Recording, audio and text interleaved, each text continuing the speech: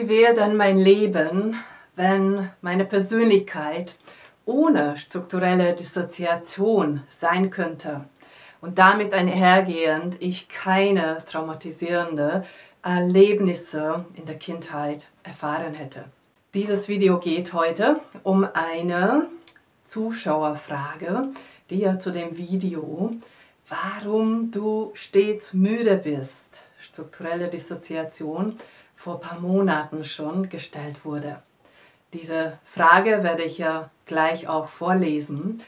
Ja, ich bin Gabriela und ein kleiner Tipp für dich, wenn du erstmalig auf diesem Kanal bist, gerne abonniere diesen Kanal, damit du dann so spannende Themen auch in der Zukunft automatisiert bekommst.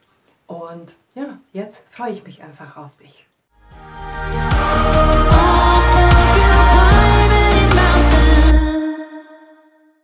Ich möchte jetzt gleich ganz zu Beginn einfach diese Frage vorlesen. Danke für das Video.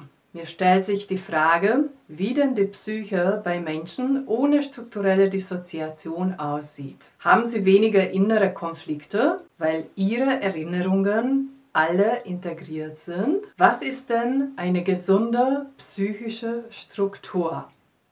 Und das war die Frage von User-US4OP1JW3W. Genau.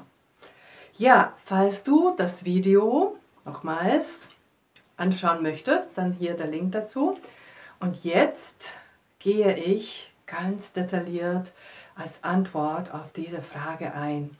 Ich muss wirklich gestehen, ich habe ja damals schon sehr, sehr gefreut auf diese Frage, denn es ist ja so, Entwicklungstrauma erzeugt bereits in der Kindheit ganz viel dissoziative Fähigkeiten und eine sehr hohe Dissoziationsbereitschaft von uns. Und natürlich, dass irgendwann, wenn wir auch mit Verstand das begreifen können, was Dissoziation ist, was das eigentlich bedeutet, wie es vielleicht auch entstanden ist, was das heute auch für uns, für unser Nervensystem und für unsere Persönlichkeit auch tatsächlich an Auswirkungen hat, dass wir womöglich, nicht wahr, davon träumen, wie wäre das denn wohl gewesen, wenn wir all das nicht erlebt hätten. Und ja, gibt es denn überhaupt Menschen, die diese strukturelle Dissoziation, also nicht mal ein Mindestgrad an so einer strukturellen Dissoziation haben? Und wie ist denn dann ihre Persönlichkeit wohl? Und das ist, glaube ich, nochmal ein klitzeklein anders, diese Frage, als was dann auch in der Frage oder in dieser Zuschauerfragestellung oder Nachricht da drin stand, was ist denn eine gesunde psychische Struktur? Und gleich hier möchte ich auch noch darauf hinweisen, dass wir natürlich nicht nur jetzt auch bezogen auf Trauma und Traumaentstehung und Traumaheilung in der Psychologie verschiedenste Konzepte haben. Diese Konzepte dienen immer dazu, dass wir versuchen zu erklären und zu verstehen, wie wir funktionieren, und natürlich dienen diese Konzepte auch dazu, dass wir eine Heilung, eine Linderung von verschiedenen Symptomen und Beschwerden vom Menschen dann eben verschaffen können. Und dementsprechend gibt es natürlich auch zu den Strukturen von Persönlichkeiten verschiedenste Art von Konzepte. Denken wir nur an Freud, sein Konzept. Das kennt höchstwahrscheinlich jeder. Er ist ja auch der bekannteste Psychologe überhaupt auf der Welt. Es, dann eben ich, der dann auch die Kontrolle hat sozusagen, und dann gibt es ja eben auch nochmal diese Über-Ich. Das ist ja auch ein Konzept zu Persönlichkeitsstruktur. Wir haben aber jetzt bezogen insbesondere auch auf Traumaheilung und Dissoziation ein Konzept nach Van der Haart und Nijhuis mit anscheinend normaler Persönlichkeit und eben diese sogenannte emotionale Persönlichkeitsanteile, nicht wahr?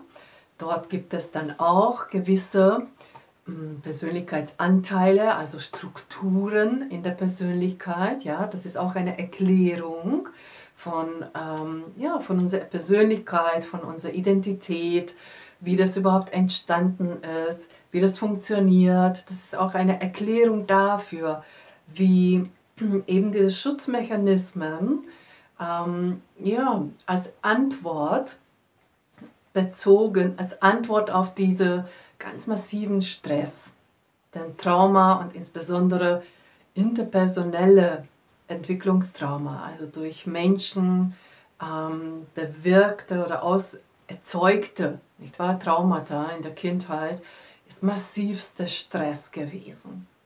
Und deshalb ist ja auch so ein langer Schatten, was wir als Auswirkung bis heute verspüren. Und auch das ist ja ein Konzept, ja, also für eben diese Abspaltung und für diese Aufsplittung, nenne ich das, vielleicht ja, der Persönlichkeit in verschiedene Anteile und Strukturen. Also das heißt, dass diese Persönlichkeit, die ich heute bin, die Gabriela, hat natürlich verschiedene Anteile, verschiedene Strukturen, dementsprechend auch verschiedene Alter haben diese Strukturen, denn auch schon als Kleinkind und als Baby, Säugling vielleicht noch nicht, aber als Kleinkind, dann als Jugendliche sowieso und dann später auch, dass ich mir verschiedene Strukturen in meine Persönlichkeit gebildet habe, um zu überleben. Und wahrscheinlich auch du, wenn du dieses Video ansiehst. Und das dritte, ganz entscheidend wichtiges Konzept für Entstehung und Entwicklung der Persönlichkeit, welches ich auch in meiner Akademie lehre und auch in meinen Begleitungen anwende und primär auch berücksichtige in meinen Begleitungen, ist eigentlich die neurowissenschaftliche, also laut Hirnforschung, das Konzept, das Modell nach Gerhard Roth.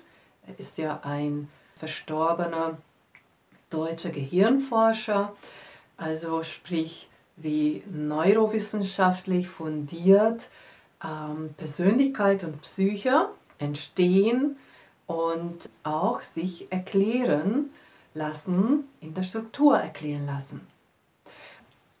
Die Frage nochmals, ja, wie sieht denn eigentlich eine gesunde Persönlichkeitsstruktur aus? Egal welches Konzept ich hier berücksichtige, betrachte, ist eins klar: Die verschiedenen Strukturen in unserer Persönlichkeit haben immer eine gewisse Funktion, mentale Funktion.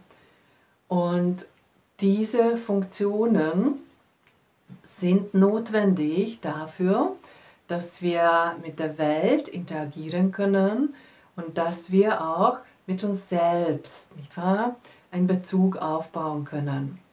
Deshalb ist auch so entscheidend, ob ich dann eine sogenannte Selbstorganisation und ein Selbstmanagement, ja, währenddessen, dass ich aufwachse und erwachsen werde, tatsächlich mir aufbauen kann oder nicht. Und je nachdem, ob ich gewisse Strukturen in meiner Persönlichkeit vielleicht nur geringfügig entwickeln konnte oder nur mangelhaft sogar oder gar nicht, entstehen dann diese dissoziative Anteile, die ja, naja, gar nicht vorhanden sind, verdrängt sind oder nur in manchen Situationen zum Vorschein kommen oder ich ja stets verdränge und praktisch ich diese gar nicht bemerke, dass sie da sind. Aber diese sind womöglich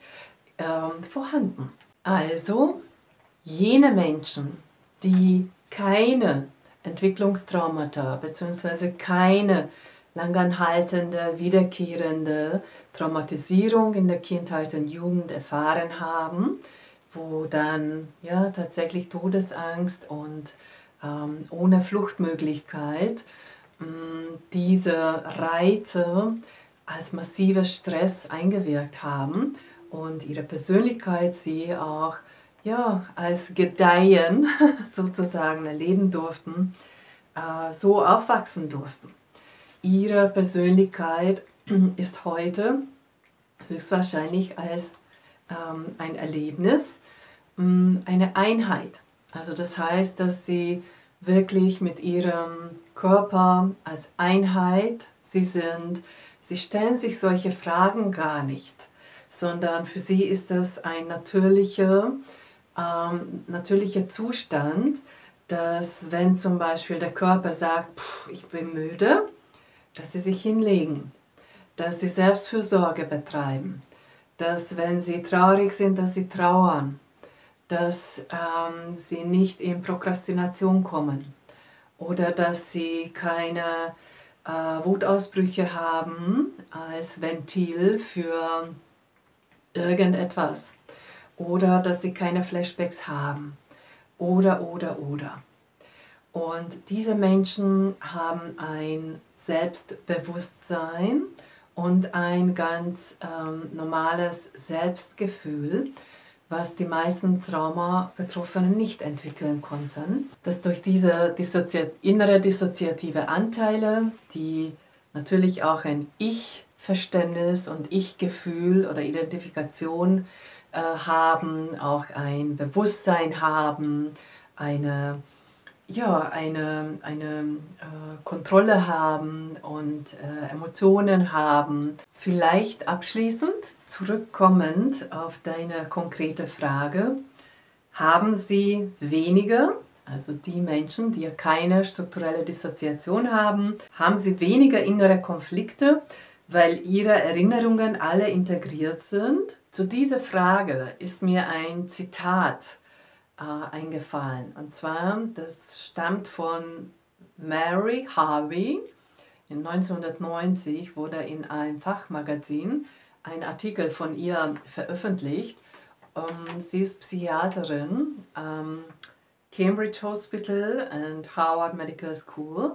Und von ihr stammt dieses Zitat, dass Traumabetroffene haben anstelle Erinnerungen Symptome. Denn die Traumabetroffene, die Erinnerungen tatsächlich, nicht wahr, in Tausenden von Fragmenten zwischenspeichern. Und diese Fragmente sind dann eben als, ja, wie Konserven irgendwo,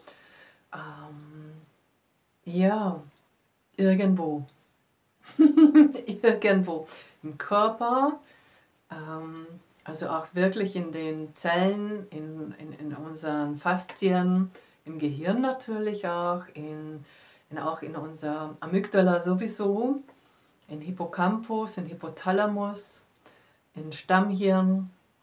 Deshalb sind sie nicht als kognitiv vielleicht abrufbar oder bewusst abrufbare Erinnerungen da. Deshalb sind sie ja nicht als integrierte Erinnerungen da, weil wir diese nicht irgendwo so abgespeichert haben, dass wir diese willentlich abrufen können. Und deshalb sind sie dann immer wieder als Symptome da, sobald sie getriggert sind, beziehungsweise weil wir diese dann immer nur verdrängen und als Energie irgendwo im Körper herumschwirren und dann entweder als Albtraum oder ja, bei Flashbacks oder ja, als irgendwelche Emotionseskalationsform, aber dann immer wieder an die Oberfläche kommen. Als Symptom sind sie dann da. Also deshalb ist für mich diese Fragestellung ein bisschen tricky, aber sehr, sehr spannend und das ist ja darauf meine Antwort. Und ja, also ein sehr gesunde psychische Struktur ist dann letztes Endes sowohl neurosomatisch, also sprich der Aufbau, was die neurobiologische Struktur, Hirn und Nervensystem betrifft, als auch Ich-Verständnis Und Selbstorganisation betrifft also Selbstbild bis über Selbstwert, und Ich-Gefühle, zum Beispiel komplettes Spektrum von Emotionen. All das gehört dazu. Diese Menschen haben das. Und sie sind auch in einer ganz, ganz glücklichen Situation, dass ihr Nervensystem sich selbst regulieren kann, ohne dass sie etwas dazu tun müssen. Wir Betroffene müssen täglich was dafür tun. Und das ist eigentlich der Unterschied. Ich glaube, dass für alle, die jetzt das Video angehört haben, sehr viel daraus lernen konnten. Und wenn du Nervensystemregulation erlernen möchtest, wir starten jetzt in 2025 ein Online-Programm, wo du ganz flexibel zu jeder Zeit einsteigen kannst und mit Live-Sitzungen auch mit mir zusammen das erlernen kannst. Wenn du Interesse hast, dann kannst du dich anmelden in den Shownotes. Und ansonsten teile bitte, bitte deine Erfahrungen. Und ich wünsche dir bis zum nächsten Mal alles, alles Liebe, wie immer. Und ja, pass auf dich gut auf. Alles Liebe, Gabriela. 'Cause it feels like home.